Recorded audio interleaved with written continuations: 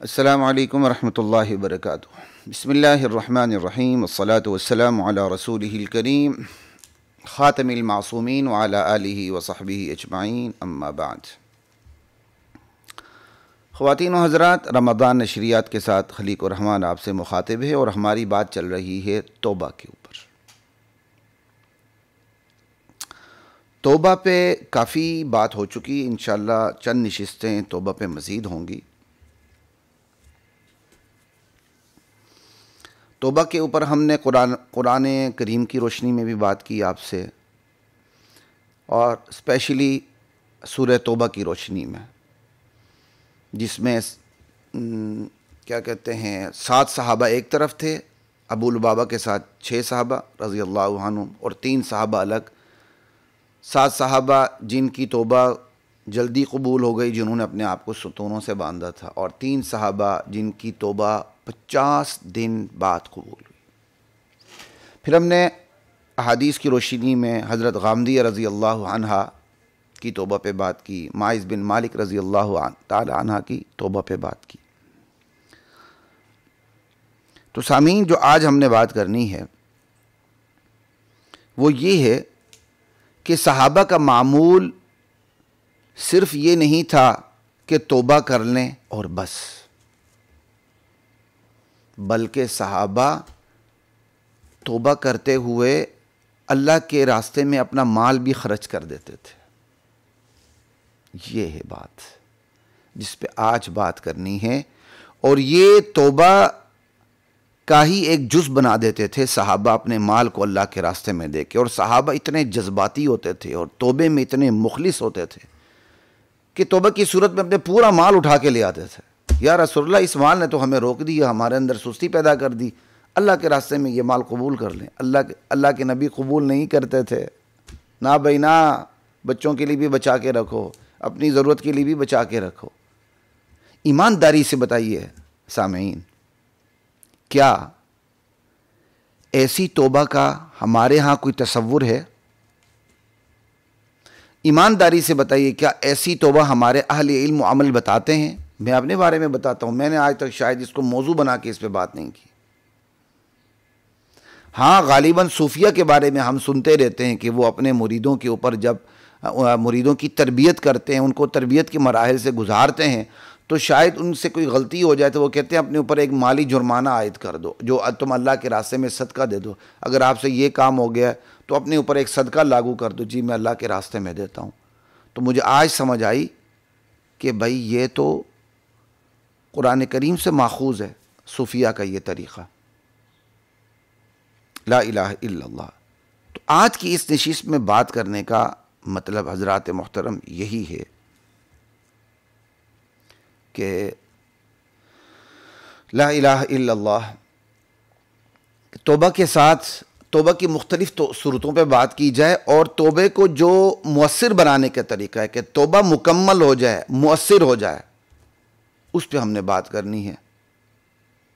اور میری کوشش ہوگی، خیر وہ ایک راز کی بات ہے، پھر میں کسی وقت کروں گا۔ تو وہی آیات میں نے آپ کے سامنے رکھنی ہے صحابہ کی، جو سورہ توبہ کے اندر ہے، اور پھر ان میں باقاعدہ وہ اپنا مال لے کر آیا، اللہ کے نبی نے ان کا مال قبول نہیں کیا، اللہ کے حکم پہ قبول کیا، اس پہ بات کرتے ہیں۔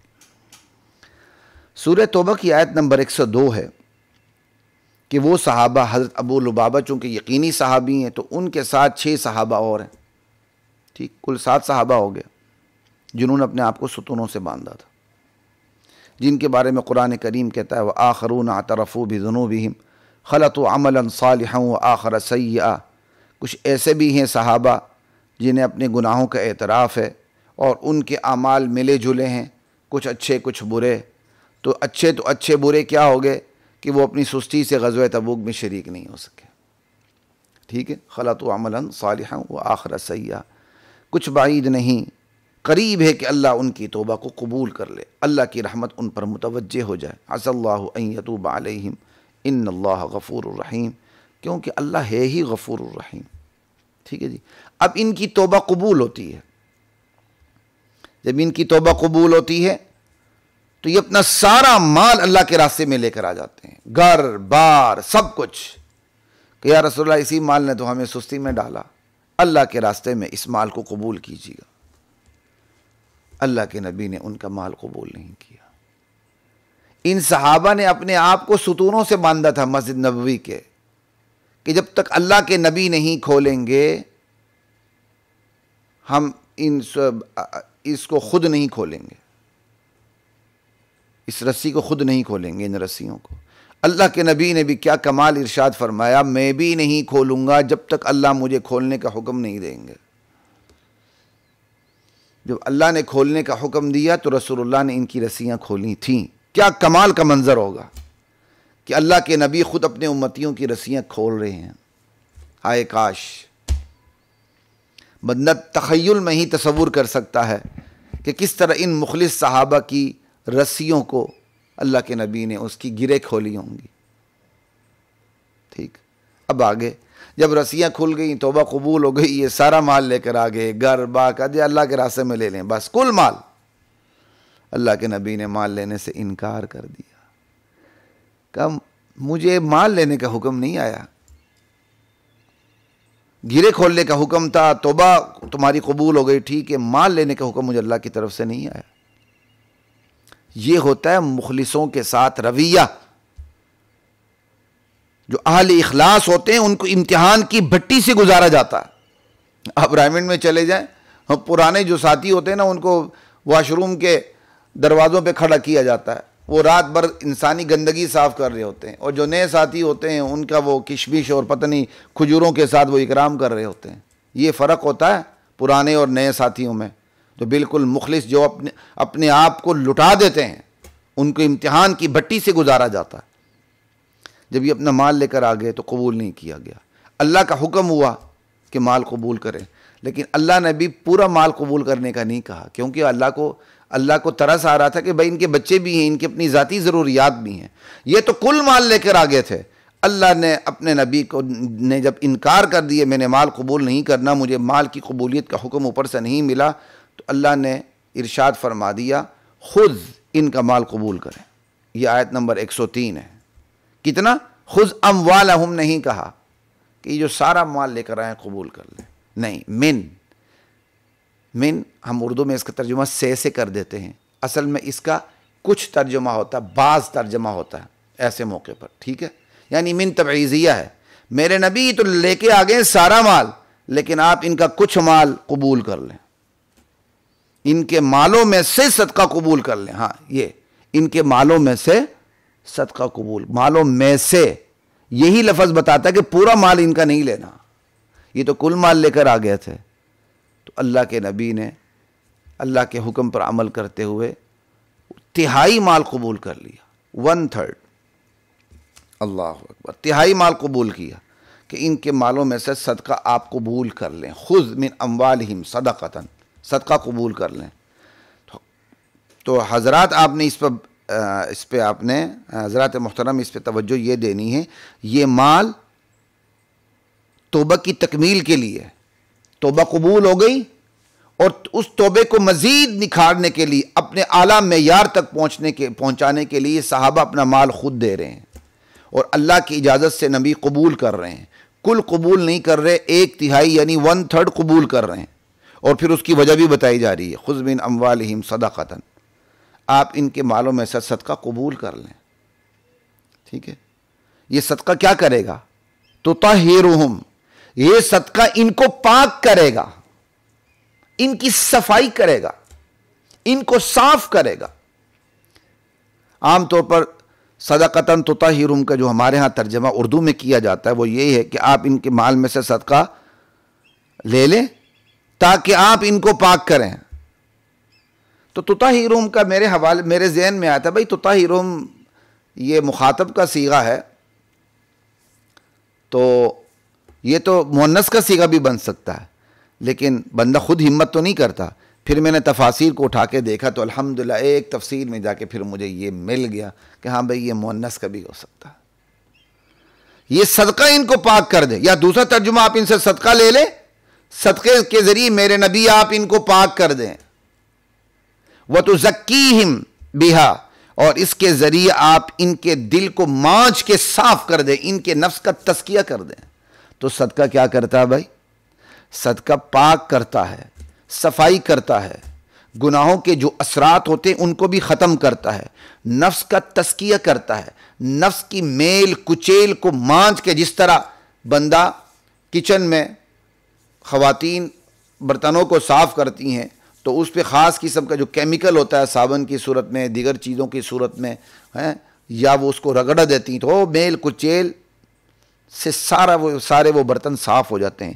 بالکل اسی طرح جو یہ صدقہ ہے یہ بندے کو پاک صاف کر دیتا ہے اور دل کے زنگ کو، میل کچیل کو ختم کر کے نتھرا ستھرا بنا دیتا ہے۔ وہ تو زکیہم بہا، یہ صدقہ کام کرتا ہے۔ یہ ہے جی توبہ کی تکمیل کے لیے صدقہ دیا جا رہا ہے، جس کا تصور ہمارے معاشرے میں ہے ہی نہیں ہے کہ بھائی توبہ کے لیے مال بھی بندہ اللہ کے راستے میں دے دے۔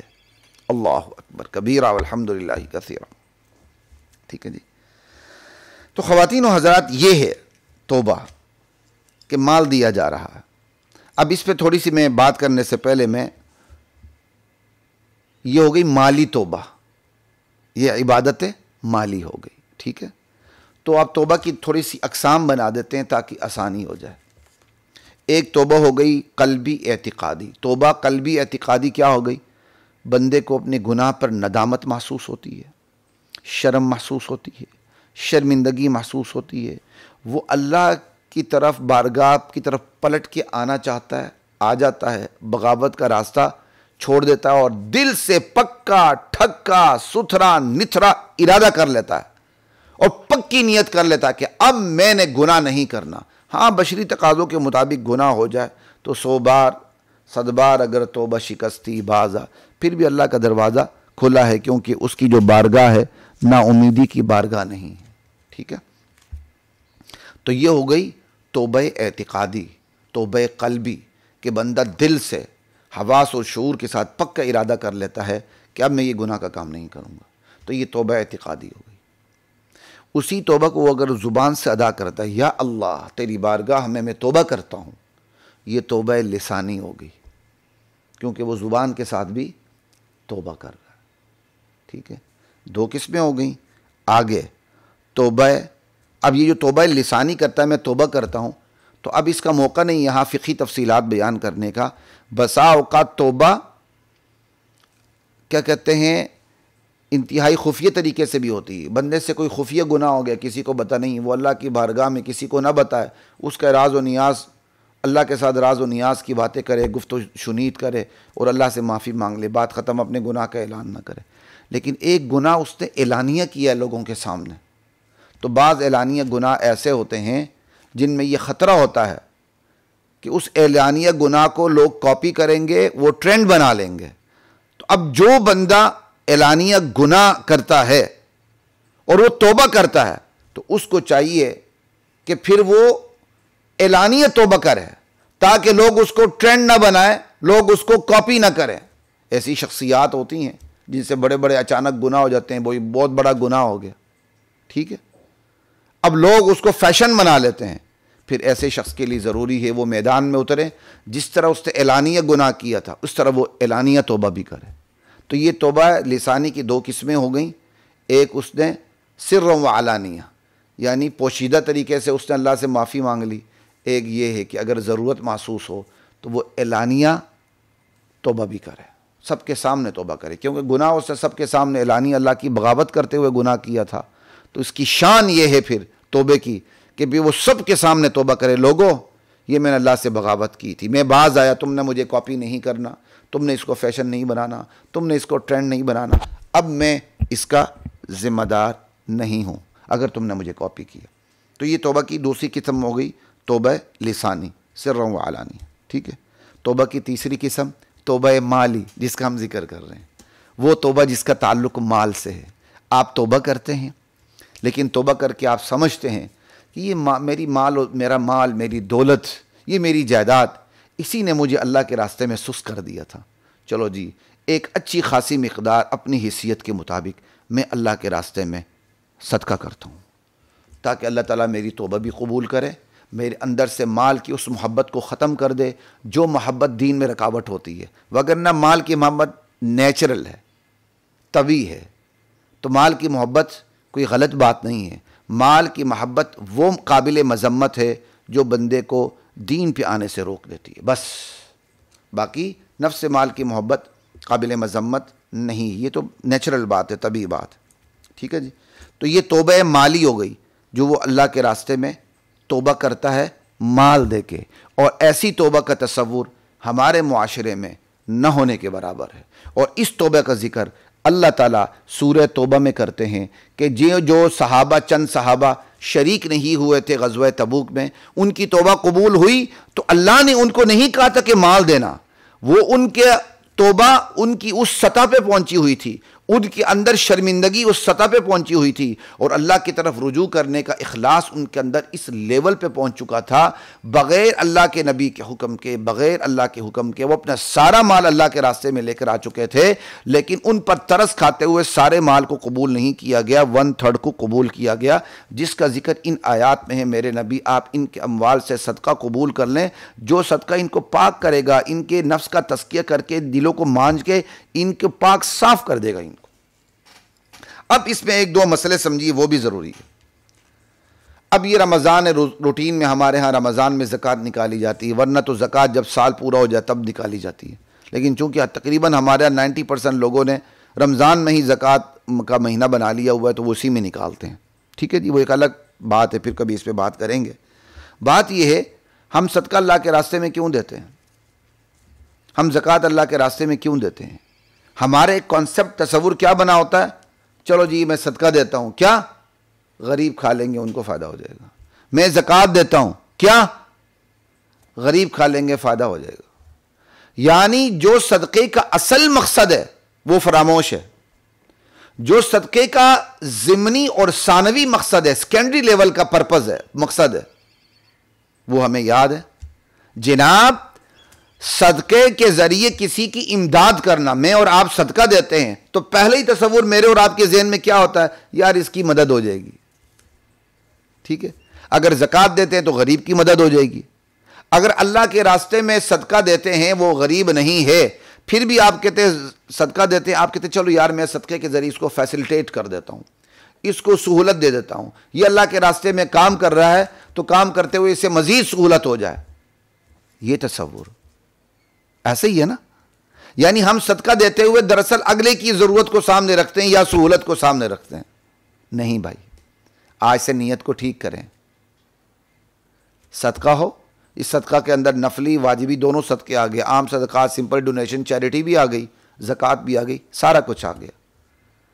صدقہ دیتے ہوئے سب سے پہلے اپنی نیت کرنی ہے کہ میں صدقہ دے رہا ہوں، اس کا سب سے پہلا فائدہ مجھے ہوگا. اللہ اکبر.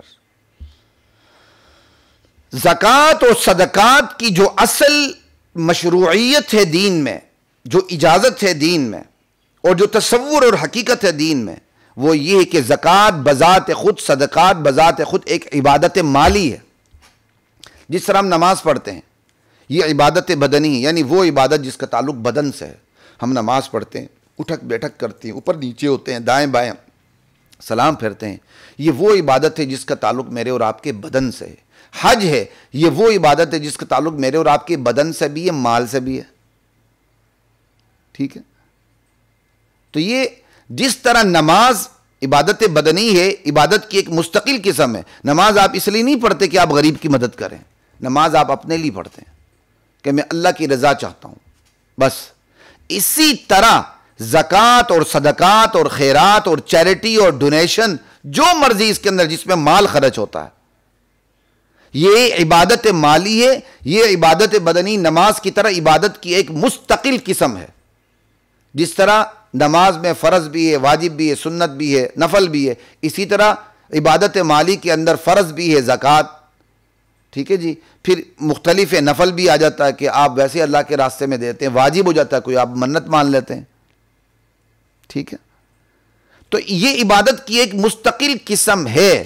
تو جس طرح آپ نماز غریب کے لیے نہیں پڑھتے، اللہ کو راضی رکھنے کے لیے کرتے ہیں، اسی طرح زکوٰۃ، صدقات، چیریٹی، ڈونیشن، جو مرضی ہے جس کا تعلق مال سے ہے، وہ جب آپ اللہ کے راستے میں دیتے ہیں تو اس میں بھی دراصل آپ کی نیت کیا ہونی چاہیے؟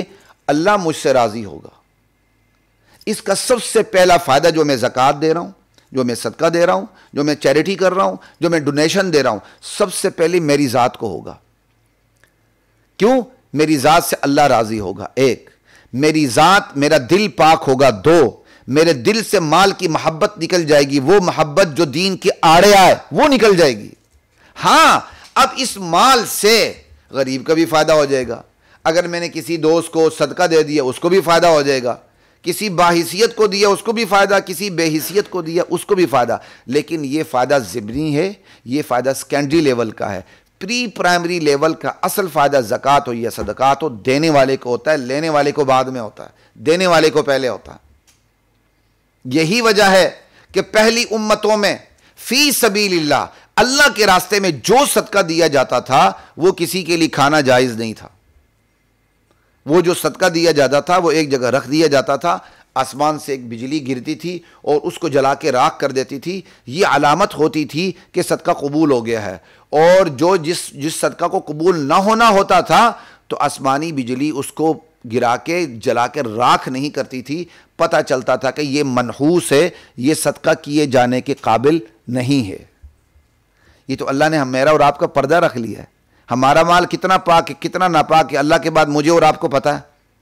اب ہم سب کے سامنے صدقہ کریں، مال رکھ دیں، اوپر سے آسمانی بجلی گرے، میرے بھائی کا صدقہ قبول ہو میرا نہ ہو، تو میری تو گئی نا، عزت گئی، دھوتی گئی، لباس اتر گیا۔ تو اللہ تعالیٰ نے کتنا فضل فرمایا ہے۔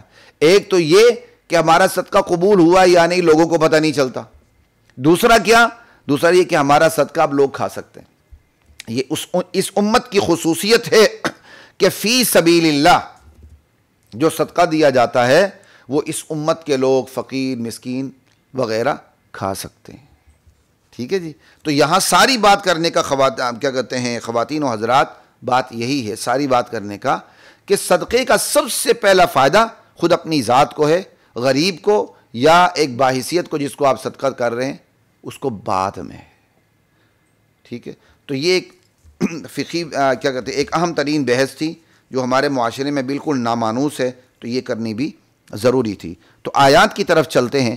اللہ تعالیٰ کہتے ہیں میرے نبی ان سے آپ مالوں میں صدقہ قبول کر لیں جو یہ توبہ کی وجہ سے دے رہے ہیں، تو یہ صدقہ ان کو پاک کرے گا اور آپ اس صدقے وجہ سے ان کے دل کو مانج کے صاف کر دیں گے۔ وصلی علیہم، اور آپ ان کے لیے دعائے رحمت کیجیے۔ یہی وجہ ہے کہ اس کے بعد اس آیت کے نزول کے بعد جب کوئی صدقہ لے کے اللہ کے نبی کے پاس آتا تھا تو آپ اس طرح دعا دیتے تھے، اللہم صلی علی آل فلاں۔ اور یہ عبداللہ بن نبی اوفا کی روایت بھی ہے کہ اللہ کے نبی نے خود ان کو دعا دی تھی، اللہم صلی علی آل ابی اوفا۔ لیکن بعد میں فقہا کی اکثریت نے صلاۃ کا لفظ مستقل طور پر استعمال کرنا روک دیا کہ التباس اور اشتباہ اور مشابہت پیدا ہوگی اس حوالے سے کہ نبی اور غیر نبی میں فرق نہیں ہو سکے گا، تو اس لیے صلاۃ کا لفظ انبیاء کے لیے خاص کر دیا گیا۔ لیکن کوئی اگر اس کو دیکھ کے کر بھی لے تو بہرحال فقہا کے اختلاف بھی ہے، پھر یہ احادیث بھی ہیں، قرآن کی واضح آیات ہے، تو اس میں گنجائش نکل آتی ہے۔ تو میرے نبی آپ ان کے لیے دعا کیجیے، وصلی علیہم۔ اب چلیں اس پر بھی میں آپ کو ایک بات کر دوں، بہت ضروری ہے، احسان کے 5-10 منٹ ہم لے لیں گے۔ آج میں خود لیٹ ریکارڈنگ کرا رہا ہوں، تو وصلی علیہم، یہ وصلی علیہم یہی ہے، یہ الفاظ وہی ہیں، اسی طرح جس طرح ان اللہ و ملائکتہ یصلون علی النبی، کہ اللہ اور اس کے فرشتے نبی پر درود بھیجتے ہیں۔ یا ایھا الذین آمنوا صلوا علیہ وسلموا تسلیما، اے ایمان والو تم بھی اللہ کے نبی پر درود بھیجو۔ اس پر ایک نامعقول عالم صاحب نے کہا کہ عبادت کی یہ وہ قسم ہے جو اللہ بھی بجا لاتا ہے، درود پڑھتا ہے، انا للہ و انا الیہ راجعون۔ اللہ معبود ہے، اس نامعقول عالم نے اللہ کو عابد بنا دیا۔ یہ کیا ہے؟ یہ عربی پر توجہ نہ دینے کا نتیجہ ہے۔ ٹرانسلیشن اردو پہ، اردو میں تو بھائی بات ہی آدھی رہ جاتی ہے، ٹرانسلیشن میں تو بات ہی آدھی رہ جاتی ہے۔ کہتے جی اللہ کے نبی درود، اللہ درود پڑھتے ہیں اپنے نبی پر۔ بھائی اللہ یہ کہتے ہیں الصلاۃ والسلام علیک یا رسول اللہ، اللہ یہ کہتے ہیں اللہم صلی علی محمد، اللہ نعوذ باللہ کسی اللہ سے درخواست کرتے ہیں کہ اللہ اب درود پڑھیں؟ خدا کے لیے سمجھا کرو بات کو. یہ صلات کا لفظ جب اللہ کی طرف منسوب ہوتا ہے تو اس کا مطلب ہوتا ہے کہ اللہ رحمت بھیجتے ہیں، اللہ رحمت بھیجتے ہیں. اور جب یہ انسانوں کی طرف آتا ہے، نبی کی طرف آتا ہے، تو دعائے رحمت کی جاتی ہے. تو کیا مطلب ہو گیا؟ ان اللہ و ملائکتہ یصلون علی النبی، اللہ اور اس کے فرشتے صلات بھیجتے ہیں. کیا مطلب؟ اللہ رحمت بھیجتے ہیں، فرشتے رحمت کی دعا کرتے ہیں. اے ایمان والو، تم بھی اپنے نبی کے لیے رحمت کی دعا کیا کرو کہ اے اللہ ہمارے نبی پر رحمتوں کی برسات برساتا رہ تو. یہ ہے. وگرنہ آپ یہاں کیا ترجمہ کریں گے؟ وصلی علیہم، میرے نبی آپ ان پر درود بھیجیں. یہ کریں گے؟ یعنی نبی کو کہا جا رہا ہے کہ صحابہ پہ درود پڑھے، میرے نبی آپ ان پر درود پڑھیں، یہ ترجمہ کریں گے؟ یہاں کوئی بھی ایسا ترجمہ نہیں کرتا، حالانکہ لفظ وہی ہے صلات کا. وصلی علیہم کیا مطلب ہو گیا؟ یہ وہی صلی جو ہم کہتے ہیں اللہم صلی علی محمد. وصلی علیہم، میرے نبی آپ ان کے حق میں دعا کیجئے کہ اللہ ان پر رحمت برسا دے. کیوں؟ ان صلاتک سکن لہم، آپ کی دعا ان کے لیے سکون ہے، ان کے لیے تسکین کا باعث ہوگی. واللہ سمیع علیم، اللہ سب کچھ جاننے والا سننے والا ہے. آپ ان کے حق میں دعا کریں گے، اللہ سن بھی رہا ہے، جان بھی رہا ہے. الم یعلموا ان اللہ هو يقبل التوبة عن عباده ويأخذ الصدقات وان اللہ هو التواب الرحیم. کیا یہ لوگ نہیں جانتے، لوگوں کو یہ بات معلوم نہیں ہے کہ اللہ ہی توبہ قبول کرتا ہے اپنے بندوں کی. وَيَأْخُذُ الصَّدَقَاتِ، اللہ ہی صدقوں کو قبول کرتا ہے. اس پر آپ توجہ دیجیے گا، اللہ ہی صدقوں کو قبول کرتا ہے. میں صدقہ دیتا ہوں کسی بندے کو، بندے بظاہر تو بندہ قبول کر رہا ہے، حقیقت میں کون لے رہا ہے صدقہ؟ اللہ لے رہا ہے. اگر ہمارا یہ یقین بن جائے نا کہ بھائی میں صدقہ دے رہا ہوں، بظاہر تو غریب، بظاہر میرا دوست، بظاہر میرا مرشد صدقہ وصول کر رہا ہے، لیکن در حقیقت یہ اللہ اپنے ہاتھوں سے وصول کر رہا ہے. اب بتائیں صدقہ دینے کا کیا مزہ آئے گا، کیا لطف آئے گا کہ میری آنکھوں کے سامنے تو بندہ وصول کر رہا ہے میرے صدقے کو، لیکن در حقیقت اللہ اپنے ہاتھوں سے اس صدقے کو وصول کر رہا ہے. اللہ کہتا ہے میں صدقے کو لیتا ہوں. وَأَنَّ اللَّهَ هُوَ التَّوَّابُ الرَّحِيمُ، اللہ ہی بڑا توبہ قبول کرنے والا، ترس کھانے والا، رحم کرنے والا ہے. اور اگلی آیت، بندہ جب توبہ کرتا ہے تو میں نے آپ کو کتنی اقسام بتائی تھی توبہ کی. توبہ قلبی اعتقادی ایک، توبہ لسانی زبان سے دو، توبہ مالی وہ توبہ جس کا تعلق مال سے ہے، آپ مال دیتے ہیں جس کا ذکر ہے تین. اب ایک اور قسم بھی ہے بھائی توبہ کی، وہ کیا؟ توبہ عملی، عملی توبہ. بھائی اللہ نے تمہاری توبہ قبول کر لی ہے. یہ صحابہ کو کہا جا رہا ہے سورہ توبہ کے اندر کہ جو سستی سے تبوک میں شریک نہیں ہو سکے تھے، توبہ قبول ہو گئی، صدقہ قبول ہو گیا. اب آئندہ کے لیے لا عمل بتایا جا رہا ہے ان کو. کہا میرے نبی آپ انہیں کہہ دیں اعملوا، اعمال میں جت جاؤ. اعملوا، عملی میدان میں اترو، اعمال میں جت جاؤ. فَسَيَرَى اللَّهُ عَمَلَكُمْ وَرَسُولُهُ وَالْمُؤْمِنُونَ، اللہ تمہارے اعمال کو دیکھے گا، رسول بھی دیکھے گا، مسلمان معاشرہ بھی تمہارے اعمال کو دیکھے گا. آپ سمجھ رہے ہیں؟ مطلب وہ سستی سے جہاد میں شریک نہیں ہو سکے تھے نا چند صحابہ، توبہ بھی قبول ہو گئی، صدقہ بھی قبول ہو گیا. کہا اب عمل میں جت جاؤ، اللہ تمہارے اعمال کی نگرانی کر رہا ہے، رسول بھی دیکھ رہے ہیں، مسلم سماج بھی دیکھ رہا ہے کہ تمہارے توبہ میں اخلاص کتنا ہے، تمہاری توبہ کس سطح پر ہے، اور اب کس طرح تم اگلی پچھلی کسریں نکالتے ہو. پورا مسلم سماج بھی مشاہدہ کر رہا ہے، رسول بھی دیکھ رہے ہیں، اللہ تو دیکھ ہی رہا ہے. وَسَتُرَدُّونَ إِلَىٰ عَالِمِ الْغَيْبِ وَالشَّهَادَةِ، پھر عن قریب تم اس ہستی کی طرف لٹائے جاؤ گے جو عالم الغیب والشہادہ ہے، جس کے لیے عیاں بھی عیاں ہیں، نہا بھی عیاں ہیں. فَيُنَبِّئُكُم بِمَا كُنتُمْ تَعْمَلُونَ، پھر تم جو کچھ دنیا میں کرتے رہے اس کی وہ تمہیں خبر دے گا، جزا دے گا. اب ہماری ٹرانسمیشن آخری مراحل کی طرف بڑھ رہی ہے حضرات محترم. بات یہ ہے تو یہ توبہ کی کون سی شکل آ گئی؟ توبہ عملی. بندہ اللہ کے راستے میں سب سے پہلے صدق کے دل سے توبہ کرتا ہے، زبان سے کرتا ہے، مال صدقہ دے کے کرتا ہے. پھر توبہ عملی کیا ہے کہ مجھ سے جو کوتاہی ہوئی ہے اب میں پہلے سے زیادہ اخلاص کے ساتھ، پہلے سے زیادہ دلچسپی کے ساتھ، پہلے سے زیادہ توانائی کے ساتھ میں اعمال میں، اخلاق میں، معاملات میں، کردار میں، نظریات میں، عقائد میں پختہ ہو جاؤں اور اعمال میں جت جاؤں، تاکہ جو پچھلی کوتاہی ہوئی اس کی کسر بھی نکل جائے۔ جس طرح دوڑ لگی ہوتی ہے نا، بندہ جو تجربہ کار ایتھلیٹس ہوتے ہیں وہ کیا کرتے ہیں، جب دوڑ شروع ہوتی ہے وہ پہلی قدم پر وہ آخری زور نہیں لگاتے، بیوقوف پہلی قدم پر آخری زور لگا کے تھک ہار کے پیچھے بیٹھ جاتے ہیں۔ جو جاندار اور ہوشیار ہوتے ہیں وہ پہلی قدم پہ آخری زور نہیں لگاتے، جسم کو تیار کرتے جاتے ہیں، لیکن پھر ایک موقع آتا ہے وہ پچھلی کسریں نکال کے وہ ایسی تیز دوڑ لگاتے ہیں کہ پچھلی کسر نکل کے سب سے آگے نکل جاتے ہیں۔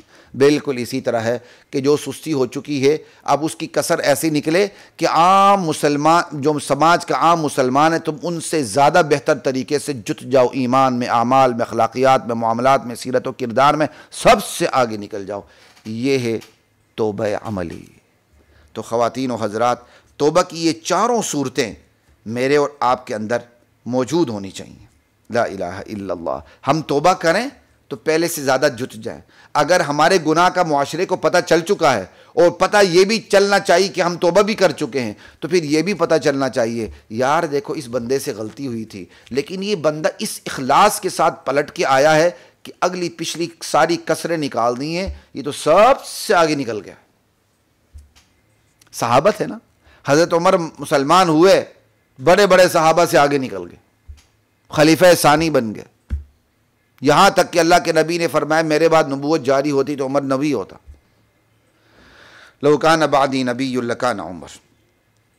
تو یہ ہے خواتین و حضرات توبہ کی چار قسمیں، اور اس میں سے خصوصیت سے توبہ مالی ہمارے ہاں نامانوس ہے، توبہ عملی بھی نامانوس ہے۔